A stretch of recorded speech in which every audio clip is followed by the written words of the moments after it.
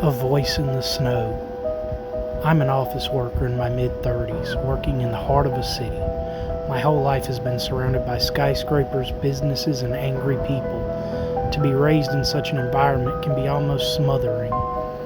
Lately, I've been really into videos of people hiking deep into the mountains or surviving in the wilderness. It was so much different than what I was used to and almost felt like a different world.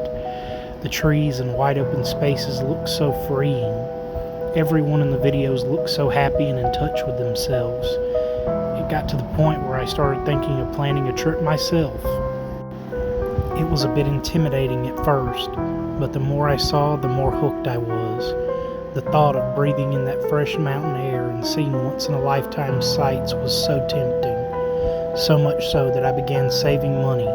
I powered through an entire year of work and made just what I needed. Next, I bought plenty of supplies and a plane ticket. What was once a thought was about to happen.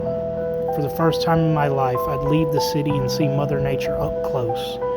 The flight filled me with so much excitement.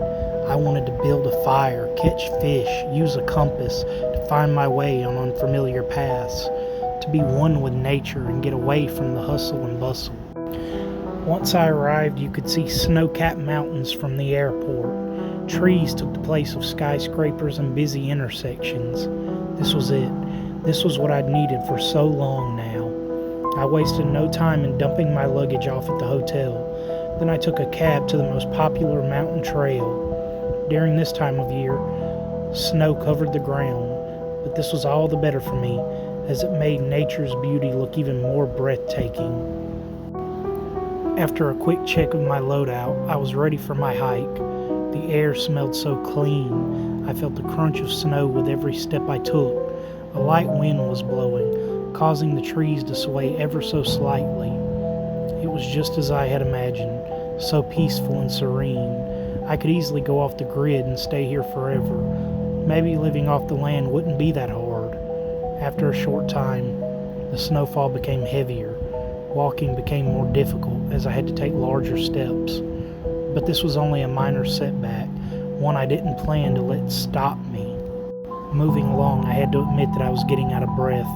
All my years in a cubicle hadn't prepared me for this. I checked my compass to make sure I was heading in the right direction. I could hear some rustling in the nearby woods. Figuring it was a rabbit or some other critter, I ignored it. After an hour passed, I sat atop a boulder and took a break. I packed some canned soup and granola bars to regain. Moving along, I had to admit that I was getting out of breath. All my years in a cubicle hadn't prepared me for this. I checked my compass to make sure I was heading in the right direction. I could hear some rustling in the nearby woods. Figuring it was a rabbit or some other critter, I ignored it. After an hour passed, I sat atop a boulder and took a break. I packed some canned soup and granola bars to regain energy. While snacking, it was cool to see that I had made it this far. The sights were to die for, and I was starting to feel like a survivalist. Over time, however, the snow fell even faster than before. I didn't think to watch the weather due to all my excitement, but regardless, this was my dream trip, something I'd planned for an entire year. A little snow wasn't going to slow me down, and the end of the trail wasn't far from here. But it just kept falling, with a powerful and icy wind blasting me from all sides. It didn't take long for me to realize that I was caught in a blizzard. I'll admit that I hadn't watched many videos on what to do in this situation, but the ability to remain calm and never give up was always important. With such powerful winds, I could hardly keep my eyes open. So I grabbed a pair of goggles from my bag and put them on. Unfortunately, I could barely see past a few feet in front of me. Between that and the battering winds, I was getting a little worried. I assumed I was on the right path, but how could I be for certain? For all I knew, I could have been seconds away from walking off a cliff. But just then, something strange happened. I heard a voice calling my name from within the snow. I couldn't see who it was, but the voice was so clear. I knew it. It was my mother's voice, steadily calling out to me. Under normal circumstances, you could say that it was safe to approach, but that wouldn't be the case, seeing as how my mother had been dead for 10 years. Thinking I might have been hallucinating, I gave myself a hard slap in the face, but the voice kept calling out to me, louder than before. Call it a gut feeling, but I felt it wouldn't be wise to approach. Something just seemed off, so I tried to ignore it. As I continued, it was so cold the lens of my goggles started to freeze over. I couldn't see where I was going, and I didn't know who was following me. All I knew was that I needed to get out of these woods and into some shelter. Minute by minute, the snow kept getting worse. At this point, it was up to my knees.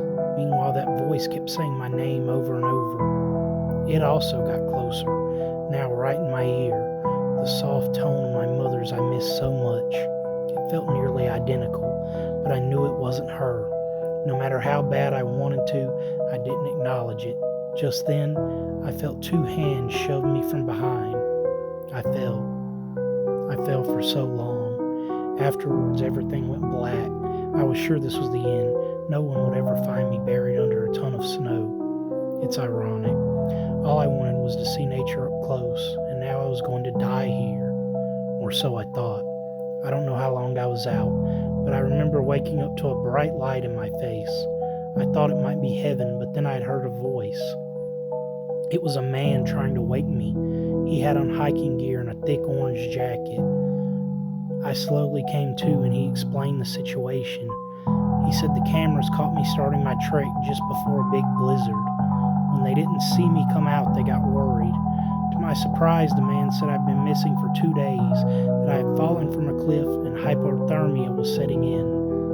In the hospital, some policemen asked for my story. I told them everything, especially about that strange voice. While the younger cop didn't seem fazed, it was a different story for the older one. He looked at me with big eyes and a worried expression. He asked me if I was certain of what I'd heard. I assured him I was. He told me those woods were home to a certain legend, a being from Native American folklore called a skinwalker. He explained that they were once witch doctors who sold their souls for immortality. With the ability to shapeshift into just about anything, they are impossible to spot. They lurk deep in the woods and prey on weary travelers like myself. The man had a deep fear in his voice while speaking. He said they were all over this area, and that I wasn't the first person to have run-ins with them. The officer even went as far as saying his niece had been kidnapped by one and was never found. I, on the other hand, have never believed in silly superstitions like these. I thanked him for his concern and told him I wouldn't go back out there alone. Of course, this was a lie. I'd been planning this trip for forever. I wasn't going to let some old campfire story keep me out of those woods. And I'm sure the voice I heard was just my own survival instincts kicking in. In fact, once some of the snow melted, I fully intended on going back. With a little more planning, I'm sure this will be a safe and unforgettable hike. After all, there's no such thing as monsters. Follow for more.